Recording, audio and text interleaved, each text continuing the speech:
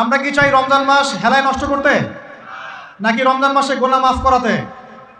আমার সাথে বলেন, এই 10টা কাজ আমরা সবাই করব ইনশাআল্লাহ। রমজান মাসকে ইফেক্টিভ করতে এই 10টা কাজ করব ইনশাআল্লাহ। রাজি আছেন? এক নাম্বার হচ্ছে 5 ওয়াক্ত নামাজ। রাজি আছেন কিনা? 5 ওয়াক্ত নামাজ সাধ্যমতো চেষ্টা করব জামাতে পড়ার জন্য। ওই যে নামাজ নাই ইসলাম নাই, নামাজ যে পড়ে না ওর সাথে কোনো খাতির নাই। খাতির আছে? কোনো খাতির নাই। নামাজ অবশ্যই পড়তে হবে, মাস্ট বি। এরপরে নামাজের সাথে সাথে কমপক্ষে 12 রাকাত করে নফল। কত রাকাত? যে ব্যক্তি 12 রাকাত নফল বা সুন্নত দৈনিক পড়ে তার জন্য জান্নাতে একটা ঘর তৈরি করা হয়। 12 রাকাত কি কি কে বলতে পারবেন? প্রথমে ফজরের 2, জোহরের আগে 4, জোহরের পরে 2, কত হলো? 4 2 6 2 8, মাগরিবের পরে, এশার পরে, এই হলো 12। পড়বো তো ইনশাআল্লাহ। এইগুলো 1 নাম্বার কাজ, নামাজ পড়া। 2 নাম্বার ভাই, নামাজের সাথে সাথে তাহাজ্জুদ এবং তারাবি অবশ্যই পড়তে হবে। রাজি আছে কিনা? আল্লাহর ওয়াস্তে গ্যাঞ্জাম করতে যায় না 20 না 8, এই গ্যাঞ্জামে আল্লাহর ওয়াস্তে যায় না। তারাবির নামাজ 5 ঘন্টা। কত রাকাত সেটা বড় কথা না। তারাবির নামাজ কত ঘন্টা? প্রায় 4-5 ঘন্টা। আর 5 ঘন্টায় 8 রাকাত পড়েন, 5 ঘন্টায় 20 রাকাত পড়েন। কি বুঝতে পারছেন কথা? নবী সাল্লাল্লাহু আলাইহি ওয়াসাল্লাম তারাবির নামাজ কত লম্বা পড়েছেন? 1 ঘন্টা। কতক্ষণ পর্যন্ত? সাহাবীরা কি বলছেন? সাহাবীরা বলছেন যে আমরা তড়িঘড়ি করে সেহরি খেয়েছি। নামাজ এত লম্বা নবীজি পড়েছেন, শেষে তড়িঘড়ি করে সেহরি করতে হয়েছে। তা নবী সাল্লাল্লাহু আলাইহি ওয়াসাল্লামের 2 রাকাত নামাজ কত লম্বা ছিল। আমরা এখন নামাজের রাকাত সংখ্যা নিয়ে যত বেশি ঝগড়া করি, কোয়ালিটি নিয়ে এত ঝগড়া করি না। কোয়ালিটি ইম্পর্টেন্ট না? আমার নামাজটা কত সুন্দর হচ্ছে, কত লম্বা হচ্ছে, কত ধীর স্থির হচ্ছে, এই নামাজে আমি ধীর স্থিরভাবে কোরআন শুনবো, বুঝবো, চোখ দিয়ে পানি ঝরবে, এগুলো ইম্পর্টেন্ট না? মক্কা মদিনায় গিয়ে দেখেন, যারা এখন উমরা করতে গিয়েছেন অনেক, তারা সৌভাগ্যবান। তারাবির নামাজ নর্মাল এমনি যে কোনো নামাজেই, তারাবির নামাজ তো আরো বেশি। দাঁড়ালে আপনার চোখ দিয়ে পানি পড়তে বাধ্য। মধুর তেলাওয়াত, লম্বা কেরাত। ফজরের নামাজ মিনিমাম 20 মিনিট।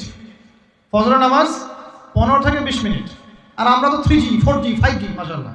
কোন কোন মসজিদে 6G, মানে সূরা ফাতিহা শুরু হয়, ওই শেষে গেলে দলিন শেষ, মানে আর কিছু বুঝলাম না মাঝখানে কিছু। এগুলো কি নামাজ? আমরা তো নামাজ পড়তেই ভাই দুনিয়াতে আসছি, নাকি? দুনিয়াতে আসছি কেন? ওয়া মা খালাকতুল জিন্না ওয়াল ইনসা ইল্লা লিয়াবুদুন। তো নামাজই তো পড়তে আসছি ভাই, এখন তাড়াহুড়ার কি আছে? ধীর স্থির ভাবে আপনি 8 রাকাত পড়তে চান, পড়েন, লম্বা করে পড়েন, ধীর স্থির ভাবে পড়েন। এক ভাই বলছেন আমি 20 পড়বো। আচ্ছা ভাই পড়ুক তো, ওকে 20 পড়তে দেন, লম্বা করে পড়তে বলেন, ধীর স্থির ভাবে পড়ো। আরেকজন পড়ছে 2 রাকাত, রাতের সালাত 2-2 করে, একটা হাদিস আছে না? রাতের সালাত 2-2 করে। এ বেচারা 2-2 করে পড়তেই আছে। তো লম্বা করে পড়লে কোনো সমস্যা আছে? উদ্দেশ্য কি? আল্লাহকে পাওয়া। আমি নামাজে আল্লাহকে পেলাম কিনা এটা বড় কথা। আল্লাহ রাব্বুল আলামিন আমাদের সবাইকে ধীর স্থিরভাবে কোরআনকে কেন্দ্র করে তারাবি তাহাজ্জুদ করার তৌফিক দান করেন। এটা রমজান মাসের ইফেক্টিভ রমাদান আপনাকে কাজে দিবে। 2 নাম্বার। 3, এটা বলে দিয়েছি, রমজান মাস হবে কোরআনময় মাস। এই মাসে কোরআনের 6টা হক আমরা আদায় করবো ইনশাআল্লাহ। মনে আছে তো ইনশাআল্লাহ? তেলাওয়াত, মুখস্থ করা, আরবি শেখা, আদেশ নিষেধ মানা, দাওয়াত দেয়া এবং হিফজ করা। পারবো তো ইনশাআল্লাহ? নিয়াত করেন জোরে জোরে। 4 নাম্বার, রমজানকে ইফেক্টিভলি ইউটিলাইজ করতে হলে প্রতিটা কাজ সুন্নত সম্মতভাবে করতে হবে। এভাবে আপনি রমজানটাকে ইফেক্টিভলি ইউটিলাইজ করতে পারেন। কীরকম একটু বোঝাচ্ছি। মনে করেন এমনি নর্মালি আমরা সব সুন্নতগুলো অনেক সময় খেয়াল রাখি না। খাচ্ছি, খাওয়ার সুন্নত, খাওয়ার মধ্যে কিন্তু প্রায় 10-এর বেশি সুন্নত আছে। অজুর সুন্নত, কথা বলার সুন্নত, হাঁটার সুন্নত, কাপড় পরার সুন্নত, দোয়া কালামগুলো, ঘুমানোর সুন্নত, অনেক সময় আমরা কিন্তু এগুলো খেয়াল করি না। রমজান মাসে চেষ্টা করবেন প্রতিটা কাজ সুন্নাহ মাফিক বুঝে করার জন্য। আল্লাহ তৌফিক দান করুন। রমজানে ঘুমাবো, ঘুমানোর আগে বিছানাটা ঝেড়ে নেব, লাইট অফ করব, আমরা দোয়া, এই যে সূরা ফালাক নাস ক্লাস এগুলো পড়বো, কাফেরুন সূরা পড়বো, আয়াতুল কুরসি পড়বো, সূরা বাকারা শেষের আয়াতগুলো পড়বো, পারলে সূরা মুলকটা পড়বো, ঠিক আছে? প্রয়োজনে ওযু করে আসবো, এসে আমরা ডান কাতা হয়ে শুয়ে আল্লাহুম্মা বিইসমিকা আমুতু ওয়া আহইয়া, এই যে শুরু করলাম। ঘুম থেকে ওঠা, ওযু করা, ওয়াশরুমে যাওয়া, খাওয়া দাওয়া করা, মসজিদে যাওয়া, নামাজ, জিকির, তাসবিহ, তাহলিল, ব্যবসা বাণিজ্য, এগুলো সব কিছু সুন্নত নাই? প্রতিটা কাজ সুন্নাহ মাফিক করার চেষ্টা করবো। আল্লাহ তৌফিক দান করুন। আমি ফিকহুস সুন্নাহ এরকম কিছু বই পাওয়া যায়। ফিকহুস সুন্নাহ, কিতাবুস সুন্নাহ, এরকম অনেক বই আছে। আরবি থেকে বাংলা অনুবাদ হয়েছে, বাংলাদেশের ওলামায়ে কেরাম লিখেছেন। এরকম সুন্নাহ শেখার কিছু বই কিনে নেবেন। কিনে নিয়ে প্রতিটা কাজ কিভাবে করলে সুন্নত হয় পড়ে দেখবেন। পারবেন তো ইনশাআল্লাহ? আল্লাহ পাক তৌফিক এনায়েত করুন, বলি আমিন। এটা কত বললাম? 3 নাম্বার। 4 হচ্ছে দান সাদাকা বেশি বেশি করা। রমজানে দান সাদাকা বেশি বেশি করা। আল্লাহ রাসূল সাল্লাল্লাহু আলাইহি ওয়াসাল্লাম রমজানে রহমতের বাতাসের চাইতেও বেশি বেশি দান করতেন। আমরা পারবো কিনা ইনশাআল্লাহ? দেখেন, আমি একটা কথা বলি, দান করার জন্যে সম্পদ লাগে না, দান করার জন্য কলিজা লাগে। কি লাগে?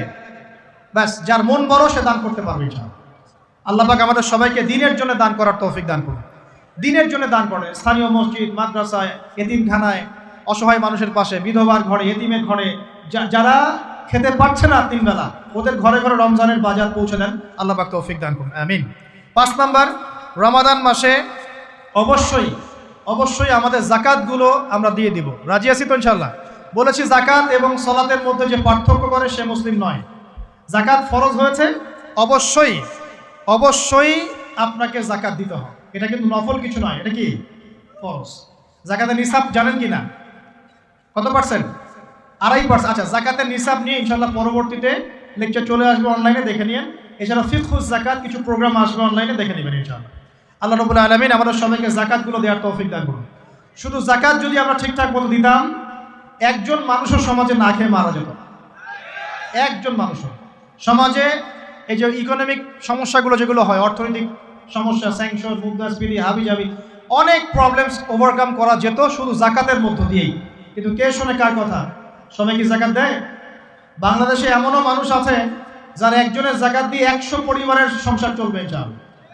আছে না এমন লোক? আমরা জাকাতগুলো দেওয়ার চেষ্টা করি, আল্লাহ পাক তৌফিক দান করুন। 7 নাম্বারটা বলে দিয়েছি, রমজান হচ্ছে একটা নতুন জাতির উত্থান। অতএব রমজানে আমরা সমস্ত পাপ ছেড়ে দিয়ে একটা আলোকিত জাতি হিসেবে আত্মপ্রকাশ করবো ইনশাআল্লাহ। আল্লাহ পাক তৌফিক দান করুন। 8 নাম্বারও বলে দিয়েছে, রমজান হচ্ছে জুলুমের বিরুদ্ধে দাঁড়িয়ে যাওয়ার চেতনা। রমজান কি? ওই যে বদরের যুদ্ধ, জুলুমের বিরুদ্ধে দাঁড়িয়ে যাওয়ার চেতনা হলো রমাদান। তাই সর্বস্তরের জুলুমকে আমরা রমজান মাসে রুখে দেওয়ার চেষ্টা করবো ইনশাআল্লাহ। আল্লাহ পাক তৌফিক দান করুন। শুরুটা হবে কোথা থেকে? নিজের থেকে। আমার নিজের মধ্যে কি কি জুলুম আছে আমি আগে দেখব, আমি কার কার উপর জুলুম করেছি এটা আগে দেখব, এগুলো আগে প্রতিহত করব, তারপরে আমি ইনশাআল্লাহ তাআলা পরবর্তী দিকে ফোকাস করব। 9 নাম্বার খুব ইম্পর্টেন্ট। 9 নাম্বার আর 10 নাম্বারটা বেশি ইম্পর্টেন্ট। 9 নাম্বার হচ্ছে রোজা রাখা মানে আমরা অনেকেই মনে করি যে না খেয়ে থাকা আর কি পানি ছেড়ে দেওয়া। অনেকেই মনে করি এটা রোজা মানে আমাকে না খেয়ে থাকতে হবে আর পানি ছেড়ে দেওয়া লাগবে, স্ত্রী সহবাস ছেড়ে দেওয়া লাগবে।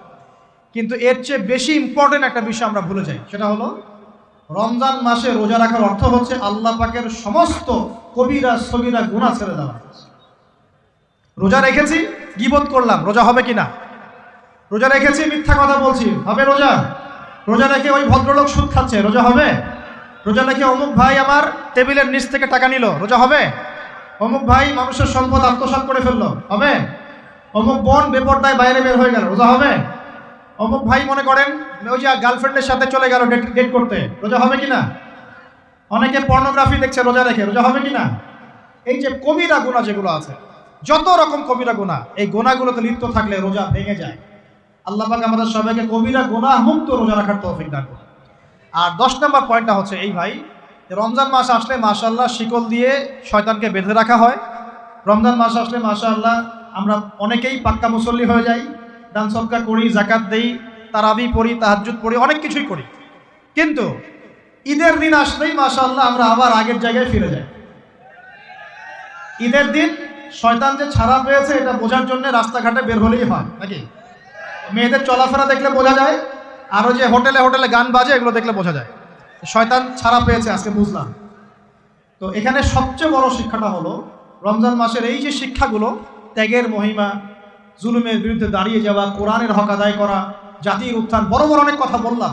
এই শিক্ষাগুলোকে সারা বছর ধরে রাখাটাই হলো রমাদানের সবচেয়ে বড় চ্যালেঞ্জ। আমরা পারবো কিনা ইনশাআল্লাহ? আমরা রমাদানের এই 10টা হক আদায় করতে পারবো কিনা ইনশাআল্লাহ? কোরআনের হক আদায় করতে পারবো কিনা ইনশাআল্লাহ? আল্লাহ রাব্বুল আলামিন আমাদের সবাইকে আসন্ন রমজানে সুস্থতার সাথে সমস্ত সওম রাখার তৌফিক দান করুন এবং রমজান মাসে বেশি বেশি তেলাওয়াত করার তৌফিক দান করুন, অর্থ বুঝে পড়ার তৌফিক দান করুন, বেশি বেশি দান সদকা করার তৌফিক দান করুন, বেশি বেশি ওই যে গরিব দুঃখী মানুষের পাশে দাঁড়ানোর তৌফিক দান করুন, বেশি বেশি জাকাতগুলো দিয়ে দেওয়ার তৌফিক দান করুন, বেশি বেশি আল্লাহর জিকির করার তৌফিক দান করুন, বেশি বেশি আল্লাহ পাক আমাদেরকে নফল নামাজগুলো পড়ার তৌফিক দান করুন, কোরআন কেন্দ্রিক সময় কাটানোর তৌফিক দান করুন, রাসূলের সুন্নতের উপর আমল করার তৌফিক দান করুন, এবং একটা নতুন আলোকিত প্রজন্ম এবং জাতি হিসেবে এই রমাজানে আল্লাহ রাব্বুল আলামিন আমাদের যুব সমাজকে আত্মপ্রকাশ করার তৌফিক দান করুন। সর্বোপরি রমাদানের এই শিক্ষাগুলোকে সারা বছর ধরে রাখার তৌফিক আল্লাহ পাক আমাদের সবাইকে দান করুন, আমিন। আমি এই বলে আমার আজকের সংক্ষিপ্ত আলোচনা শেষ করছি। আকুলু কওলি